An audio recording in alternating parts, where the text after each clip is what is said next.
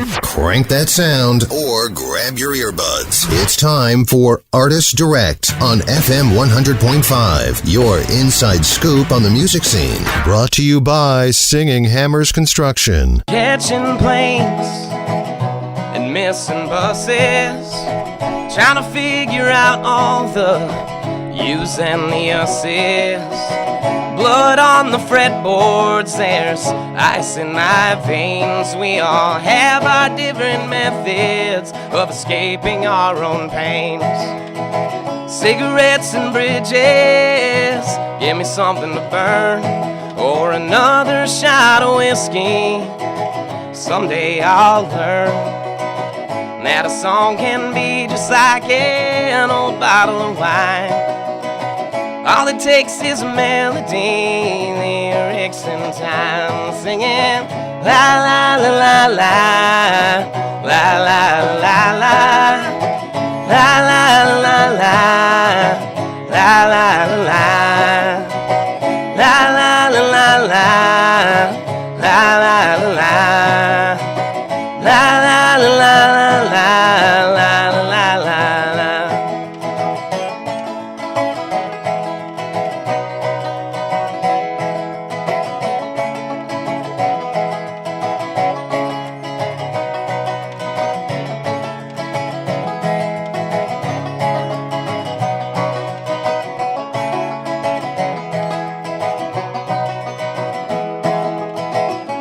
Find the bottom till you stop digging, like a canary in a coal mine. I'll just keep singing.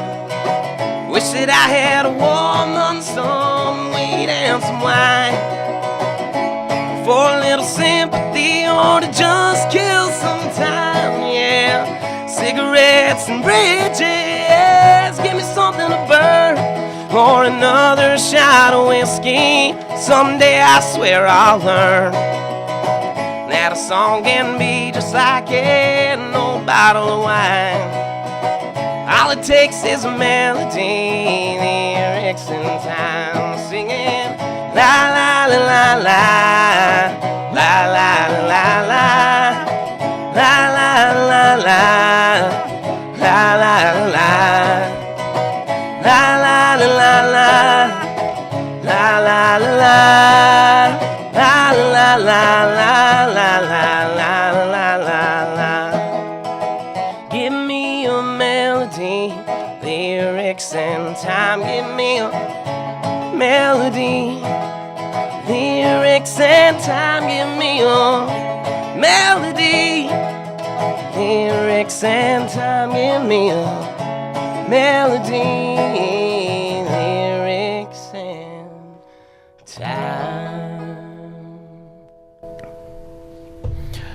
This is Artist Direct on FM 100.5, brought to you by Singing Hammers Construction. That was Jason Leader and Tat Erredge, two musicians from where again? I'm from Zumbrota, Minnesota. Lime Springs, and it's James, actually. Okay, wonderful. So tell us about the song that you just played there. So that's called Something to Burn, and it's a song that sort of evolved over many years. I first wrote it when I was living in Decorah. Actually, I went to college at Luther, and a few years after I graduated, I came back and I was coaching track and field for Luther. And wow. Yeah, kind of a interesting juxtaposition. Yeah, I would never expect that. How was that? Tell me about that experience. It was a super pleasant experience. I mean, the Norse track and field family is super awesome, and I still come back every year for the Luther alumni meet, and that's still a big part of me. Yeah. Anyway, I was kind of down in the dumps, and I remember walking across a bridge, and I came across a pack of cigarettes that had a couple in there, and I was like trying to quit at the time, and I just kind of had this lyric come to me: the cigarettes and bridges give me something to burn. Wow. And like I said, the verses have kind of changed based on different events that I've had, and it's sort of about kind of trying to find the good things in bad times, you know. Interesting. So you said it took some time to develop this song. How many months or years are we talking? Well, geez, you know, the latest rendition I've come up with must be about 3 years. I think I had a somewhat final version of the song within a few months, within a couple weeks, something like that. And it's been one I constantly tinker with and have fun busting out with other people. And so I was super happy to have James join me and play the banjo and sing some harmonies on it. And nice. So James, what was your initial reaction when, is it Tat? Tat, yeah. Yeah, Tat. So what was your initial reaction when Tat shared this song with you? Well, actually, the first time we played this was actually last night. Yeah. I haven't heard this song. Yeah, I'm very impressed. How did you react to last night then? It was very good. Yeah. I'm very easy to the la part. Obviously, I was singing harmonies on, but just learning the tune, it's very catchy. And he picked that up like really quickly, which is just it's a fun thing to have that harmonies on that sort of sing along quality, almost maybe even kind of an Irish kind of vibe, which James does a lot in his music too. And right. So James, you have a banjo. Yes, I do. And you, Tat, have what it's kind a resonator guitar. Resonator guitar. Okay, so I'm wondering how's the sort of relationship between the banjo and that resonator guitar? Like, how did you guys figure out how to sync that musical chemistry together? They're really kind of from the same family. I was just going to say, traditionally, it's almost like a bluegrass type of thing. Bluegrass country kind of guitar, so it fits well with the banjo. And, right. Would the banjo be tougher to learn than the guitar? In my experience, guitar is easier at first, or actually, banjo is easier at first, and it gets tougher. Guitar is harder at first and gets easier because we both play. We're both multi-instruments, So, so we both got experience on guitar and mandolin and banjo and other things, and.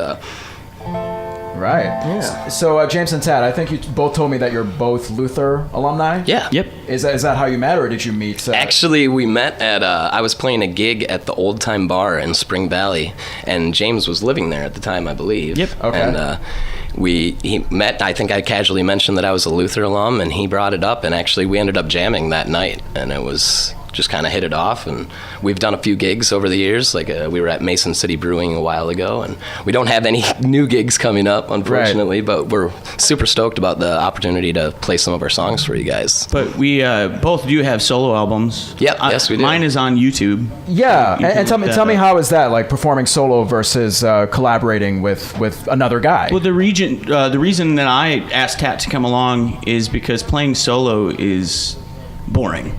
Yeah, I would agree. All right, how's it boring? Well, you don't have anybody to. There's no interplay. Exactly. Like you're looking at each other and just kind of jamming out when you're playing with other people. And it adds levels and dimension to the music to add other pieces into it. Absolutely. And we both have been like super busy working, didn't necessarily have anything pressing to promote, and so James hit me up about coming down here, and I was like, first I was hesitant. I was like, I don't really know what we're gonna do, but then I was like, you know what? We'll come down. We'll nail a couple of our original songs, and hopefully it'll go well. Exactly. So where have you performed? I think Mason City was one of the places that you mentioned performing in. Yeah. So when I was living here, I played in Decorah quite a bit. I played at the Haymarket. I played at Toppling Goliath quite a bit. Right. Right now, I do a lot of things. I've played a lot in Rochester, various places there. Right now, the one gig that I have coming up is at the Guilty Goose Lounge, which is in Zimbrota, and that's a lounge bar where they do live music once a week, and I'm going to be there on August 18th from 8 to midnight.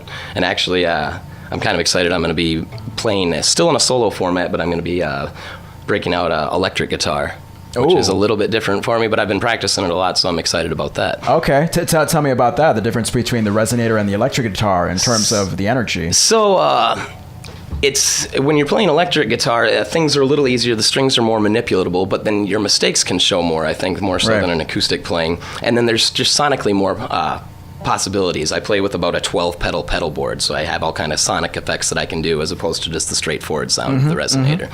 Okay, very nice. Well, if you're just joining us, this is James Leader and Tat Erredge, two musicians who have often collaborated together, and you're listening to Artist Direct on FM 100.5, all thanks to Singing Hammers Construction.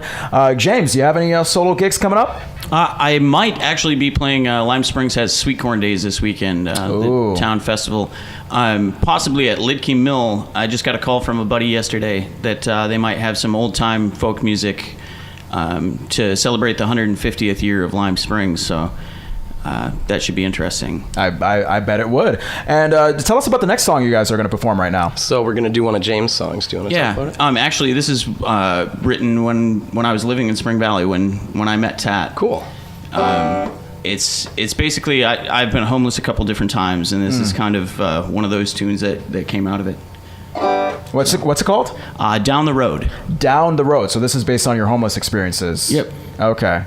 And would you say this was a sad song to write, sort of a relieving song, or? No, definitely. I don't try to put sadness in my songs, even though that it might come out. But to me, music is an outlet to be able to do whatever you want. I mean, you literally can express anything. You can channel negative energy into something positive. Exactly. Is what I've always liked about it too. Right. Okay. Well, this is James Leader and Tat Erredge, collaborating so effortlessly with their music right here on Artist Direct on FM 100.5. Take it away, guys.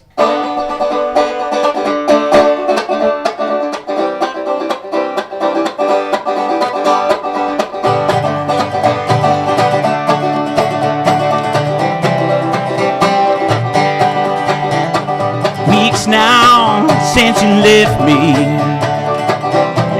all alone in that time of wonder, on down that highway, and now it seems you've tried to contact me for days.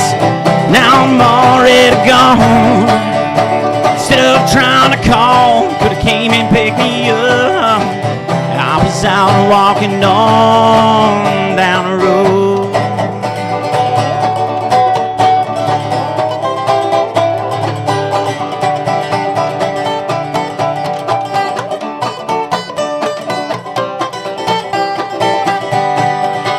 Could have answered when I called you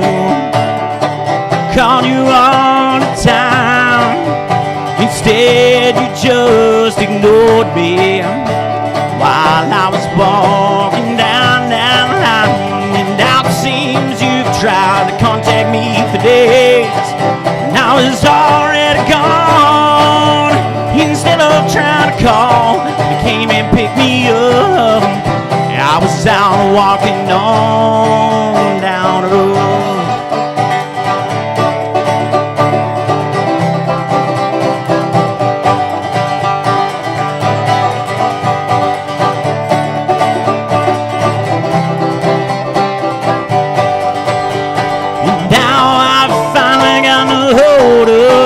But you won't say a word. I'm supposed to talk all night long while you were the one that made me hurt. Now it seems you tried to contact me for days. Now it's already gone. Instead of trying to call, could've came and picked me up. I was out walking on.